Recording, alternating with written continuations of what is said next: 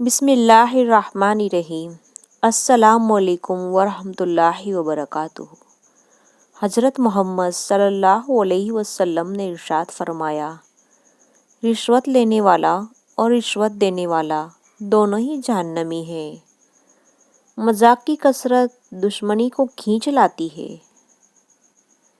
بلا شبہ تم میں سے مجھے زیادہ محبوب وہ ہے جن کے تم میں سے اچھے اخلاق ہیں۔ اپنے ضمیر کی عدالت میں ضرور جایا کرو، کیونکہ وہاں کبھی غلط فیصلے نہیں ہوتے۔ اپنے دشمنوں کی چالوں سے پریشان نہ ہوا کرو، بے شک تمہارا رب سب سے بہتر چال چلنے والا ہے۔ شکست کھانا بری بات نہیں، شکست کھا کر ہمت ہار جانا بری بات ہے۔ جو تم سے نہیں ہو رہا ہو وہ اللہ کے سپرد کرو، وہ اسی کو وسیلہ بنا دے گا جو رکاوٹ بنا ہوا ہے۔